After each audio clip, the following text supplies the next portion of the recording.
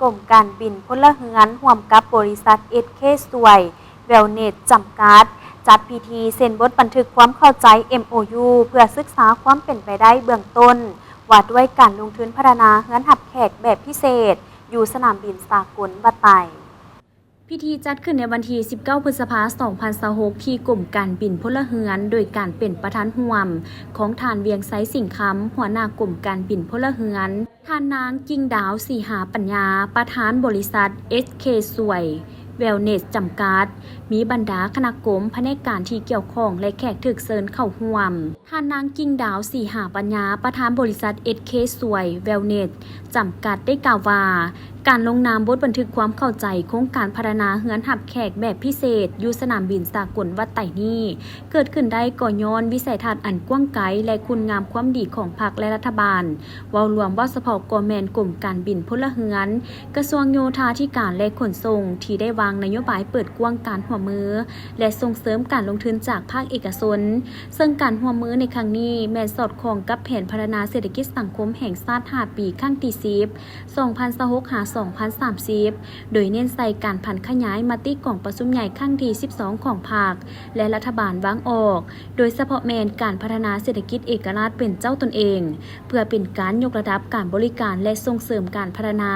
เวียกงานการบริการการต้อนรับนักท่องเที่ยวและบริการผู้โดยสารให้มีความทันสมัยมีคุณภาพตามมาตรฐานสากลจุดประสงค์หลักของการเซ็น MOU ในครั้งนี้แม่นเพื่อศึกษาความเป็นไปได้เบื้องต้นว่าด้วยการลงทุนกับการพัฒนาเรือนหับแขกแบบพิเศษอยู่ในสนามบินสากลวัดไตโดยมีเป้าหมายเพื่อยกระดับการบริการการต้อนรับการท่องเที่ยวและการบริการผู้โดยสารให้มีความทันสมัยและมีคุณภาพและมาตรฐานสากลโครงการนี้จะช่วยในการเปลี่ยนโฉมการบริการภายในสนามบินโดยการนำเอาความทันสมัยและมาตรฐานการบริการระดับสากลมานำใช้มันจะช่วยให้การต้อนรับนักท่องเที่ยวและก็ผู้โดยสารที่ผ่านเข้ามาในสนามบินสากลวัดไต่นี้ได้รับความสะดวกสบายและเป็นและประทับใจอย่างดีเลิศซึ่งเป็นการยกระดับการสนามบินสากลวัดไต่กลายเป็นประตูสู่สากลแบบสมบูรณ์อย่างแท้จริงพวกเราคาดหวังอย่างยิ่งว่าโครงการนี้จะเป็นส่วนหนึ่งที่สำคัญในการสุกยู่แขนงการบินและการท่องเที่ยวโครงการนี้ยังได้สอดคล้องกับแผนการเศรษฐกิจแผนพัฒนาเศรษฐกิจสังคมแห่งชาติ5 ปีครั้งที่10 2026-2030นโยบายมติของพรรคเกี่ยวกับการสร้างเศรษฐกิจเอกราชเป็นเจ้าของตนเองเมื่อเฮาเฮ็ดให้มันการบริการนี้ดีเลิศและทันสมัยมันก็จะเฮ็ดให้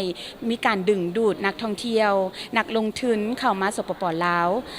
และหลายขึ้นซึ่งมันจะส่งผลดีโดยมีการต่อเนื่องในเรื่องของการพัฒนาเศรษฐกิจเอกราชเป็นเจ้าของตนเองในประเทศเฮาสุดท้ายนี้ข้าพเจ้าในนามประธานบริษัท SK สวยเวลเนสเนี่ยเขาก็ขอบใจกับทางภาครัฐที่เพิ่นเห็นความมุ่งมั่นมุมานะของบริษัทของพวกเขาที่ว่าได้ตั้งใจเพื่อที่จะพัฒนาและก็เฮ็ดให้เศรษฐกิจของพวกเขานี่ก้าวไปแล้วก็